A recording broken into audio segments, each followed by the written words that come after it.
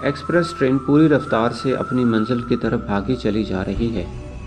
راستے میں دونوں طرف سرسبز کھیتوں اور ڈوب ڈبائے ہوئے نالوں اور ندیوں کا مسلسل منظر اپنی طرف کھینچتا ہے، مگر تیز دوڑتی ہوئی ٹرین کو ان خوشنما مناظر سے کوئی دلچسپی نہیں۔ پستی اور بلندی، خشکی اور پانی اس کی رفتار میں کوئی فرق پیدا نہیں کرتے۔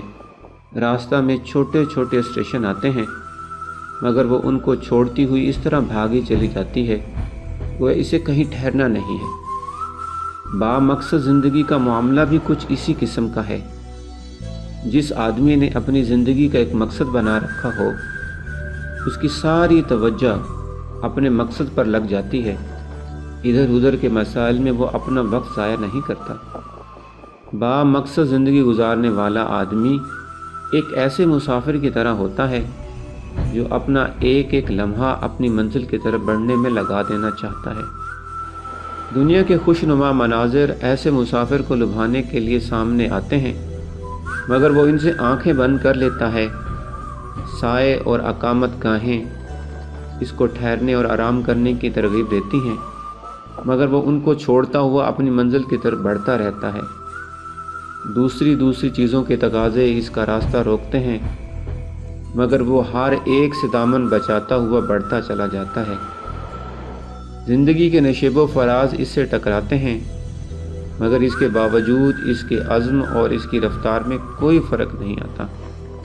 با مقصد آدمی کی زندگی ایک بھٹکے ہوئے آدمی کی مانند نہیں ہوتی جو سمت سفر متعین نہ ہونے کی وجہ سے کبھی ایک طرف چلنے لگتا ہے اور کبھی دوسری طرف، بلکہ اس کے ذہن میں راستہ اور منزل کا واضح شعور ہوتا ہے۔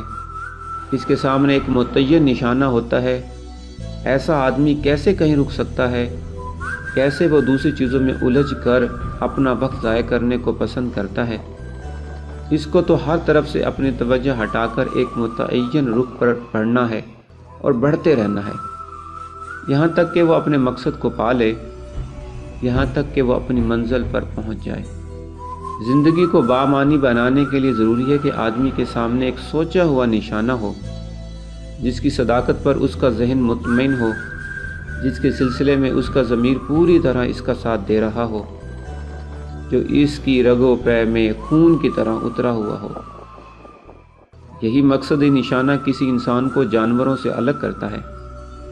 اگر یہ نہ ہو تو انسان اور جانور میں کوئی فرق نہیں، اور جس آدمی کے اندر مقصدیت آ جائے اس کی زندگی لازماً ایک اور زندگی بن جائے گی۔